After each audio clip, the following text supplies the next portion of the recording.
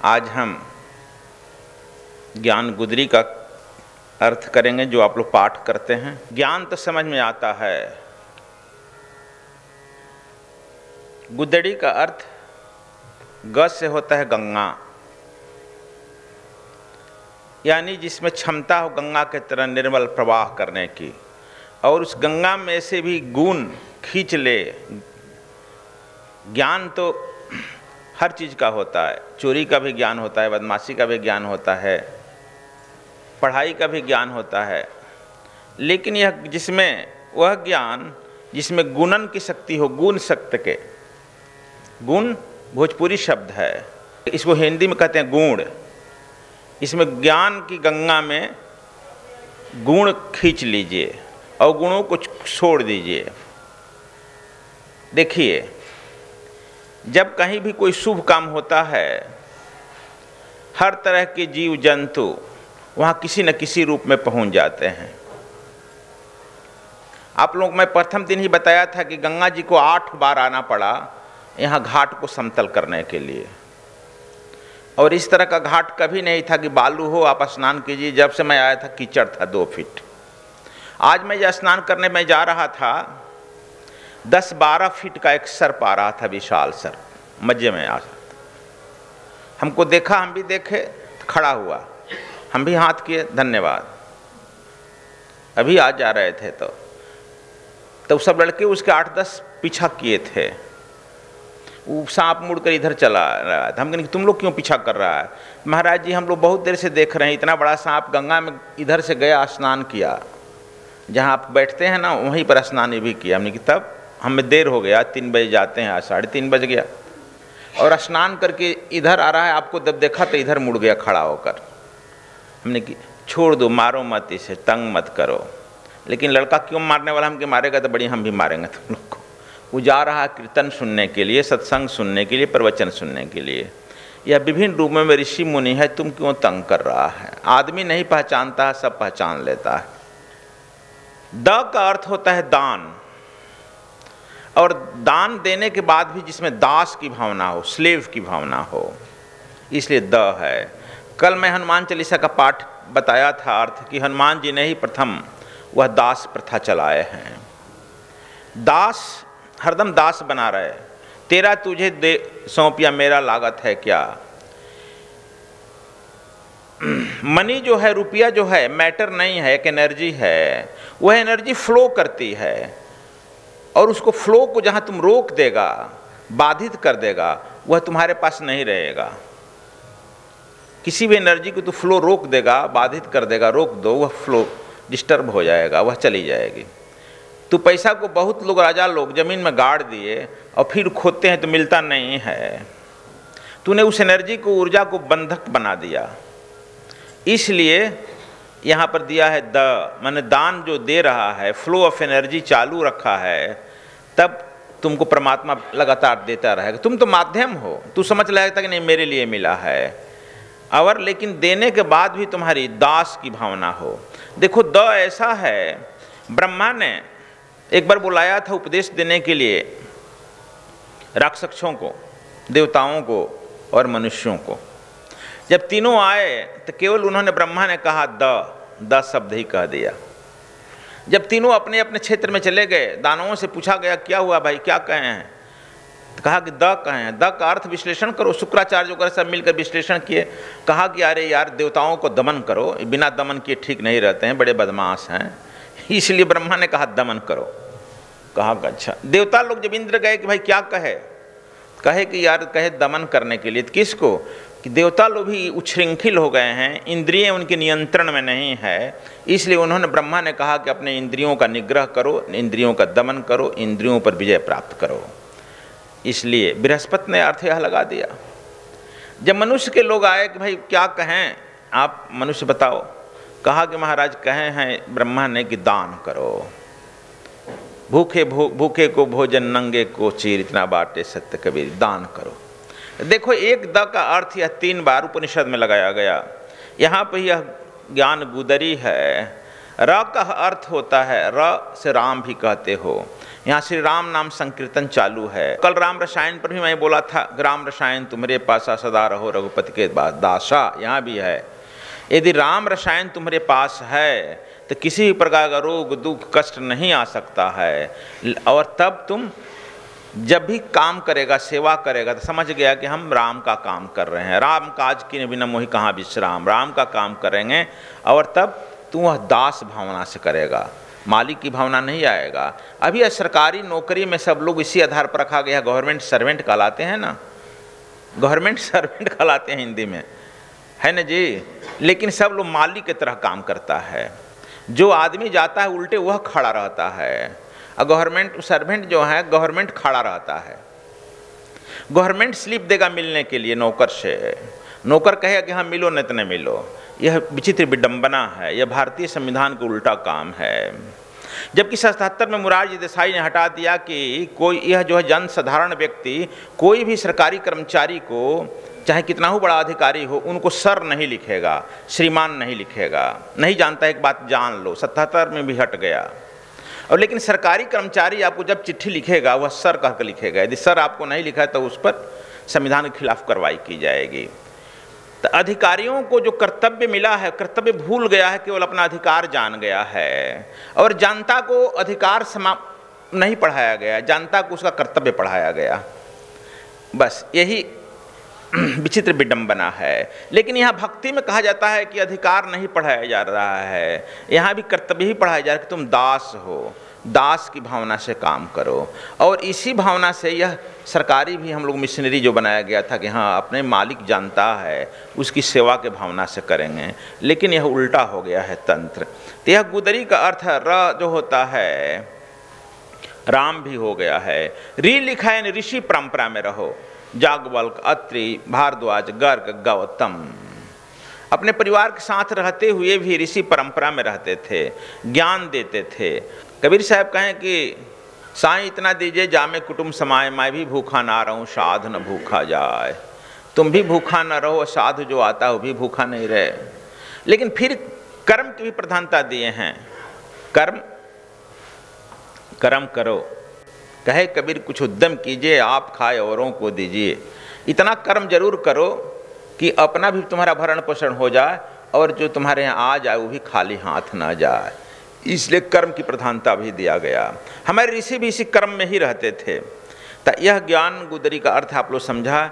यह ज्ञान का ऐसा ज्ञान जिसमें ज्ञान रूपी गंगा बहती हो और उससे आप लोग गुण ले लो, और जब देने की क्षमता भी हो तो लेकिन वह दास भावना से हो, और रहने की जो आपकी कला हो वह ऋषि परंपरा में हो। इसलिए इसे कहा गया है ज्ञान गुदरी।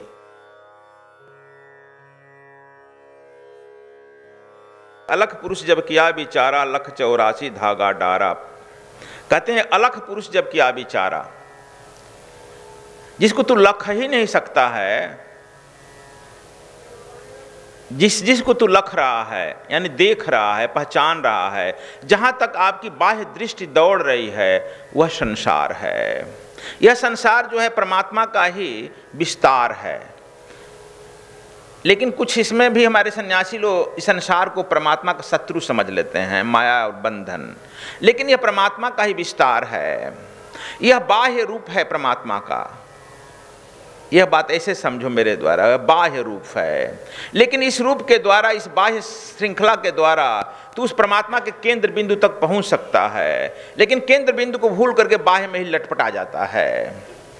जैसे आपका शरीर जो है परमात्मा आत्मा का विस्तार है, और इस शरीर के माध्यम से तू अपने आत्मा जो है वह केंद्र बिंदु है, आपके शरीर को, शरीर के माध्यम से उस केंद्र बिंदु में पहुंच सकता है। लेकिन हम लोग अपने शरीर पर ही लटपटा रह जाते हैं, शरीर पर ही अपने को हम अपने केंद्रित कर देते हैं। कंघी क्रीम और स्नो पाउडर से रूप सजाने लगते हैं, शरीर को ही पकड़ लेते हैं, शरीर ही सब कुछ है। देखो हमारा शरीर के बेहतरीन के लिए सब कुछ करते हैं, लेकिन शरीर नहीं है, यह मात्र साधन है। यह हमारा रहने के लिए, मान लो कि एक पक्का का भी घर बना है, एक झोपड़ी का भी घर बन सकता है, तुम उतना ही दिन रह सकते हो। यह झोपड़ी और पक्का मकान, यही शरीर भी है, वही है, उस आत्मा का निवास स्थान है। और इस आत्मा में 7 परकोट बने हुए हैं, और जो बाहर का जो परकोट देखते हो यह फिजिकल बॉडी मूलाधार चक्र का है। और इस तरह से सूक्ष्म शरीर के लिए जैसे जैसे अंदर बढ़ेगा इसका प्रकोट टूटते जाएगा, तब टूटते टूटते तुम धीरे धीरे जो पहुंच जाएगा उस आत्म बिंदु पर, केंद्र बिंदु पर। तो अलख पुरुष जब किया विचारा, जो तुम अभी लख रहा है, संसार में लटपटा गया है, जो इसके निर्माता है, जो इसके पीछे छिपा है, इस सब का केंद्र बिंदु है, वह अलख है। लेकिन तू लख नहीं रहा है, इसलिए जब लख लेगा उसे भी, जब भी बाहर को लख रहा है, इसलिए उसे अलख कहा गया है। अलख पुरुष कबीर साहब कहते हैं। लेकिन वह भी विचार करता है। देखो अभी हम लोग कहते हैं कि सृष्टि बनी है, डार्विन के सिद्धांत बना है कि अमीबा वन सेलुलर, क्या कहते हो, एक सेल का जीव विकसित हुआ, वन सेल, यूनिसेलुलर। हम पढ़े लिखे नहीं हैं, तू अपने सुधार लेना। यूनिसेलुलर जल में विकास हुआ और वह धीरे धीरे मल्टी सेलुलर हो गया, माने बहुत वाला हुआ, टूटने लगा। धीरे धीरे उसका विकास हुआ और विकास करते करते वह एम्फीबियन ग्रुप आ गया। धीरे धीरे जल से मछली वगैरह जो है जल में रहती है ना, एम्फीबियन ग्रुप को क्या कहते हैं हिंदी में, जो जल पर भी रहता है और थल पर भी रहता है, दोनों में रहने लगा। और जब इसमें थल में आने लगा तब फिर मैमेलियल ग्रुप आ गया बैल्कनी का। ये हमको आज समझा रही थी मैमेलियल ग्रुप।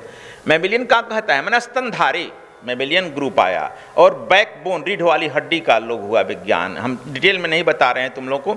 स्तन भी आ गया और इसके बाद धीरे धीरे बंदर महाराज आ गए। आपके पूर्वज बंदर हैं, हमारा नहीं है।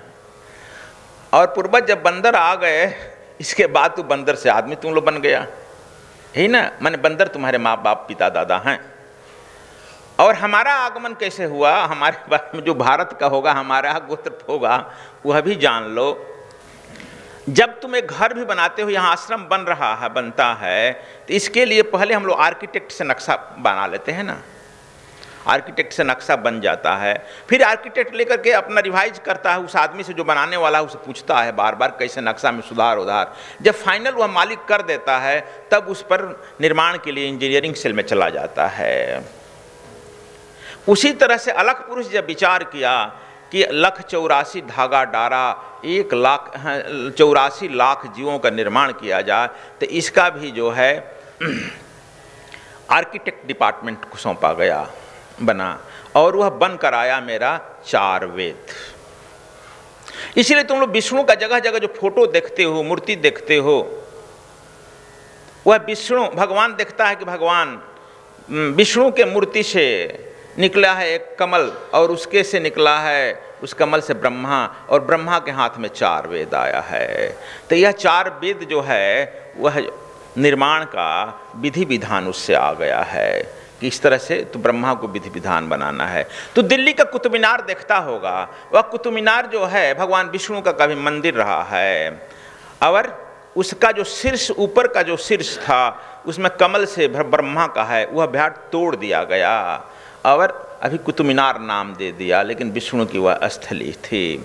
तो अब इस तरह से बहुत हमारे यहाँ चारों ओर जहाँ भी विष्णु का बना है, ऐसा ही बना है कि निर्माण की वह पद्धति बताई गई है। देखो हमारा निर्माण ऐसे हुआ है।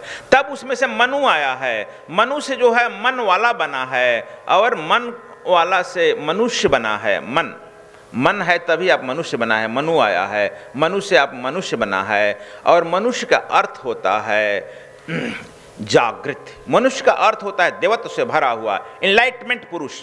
मनुष्य का अर्थ होता है जागृत, ज्योति शिखा। लेकिन मैन का अर्थ ज्योति शिखा नहीं होता है, मैन का अर्थ होता है मिट्टी का पुतला। तुम लोग जाकर हिंदी डिक्शनरी बदल देखना, मैन का अर्थ होता है मिट्टी का पुतला। आदम का भी अर्थ लगभग यही है, आदमी का भी अर्थ लगभग यही है, आदम से आदमी बना है, उसका भी अर्थ यही है। तब मिट्टी के पुतला नहीं है, इसलिए हमारे ऋषियों ने कहा है यह ज्योतिर्मय है।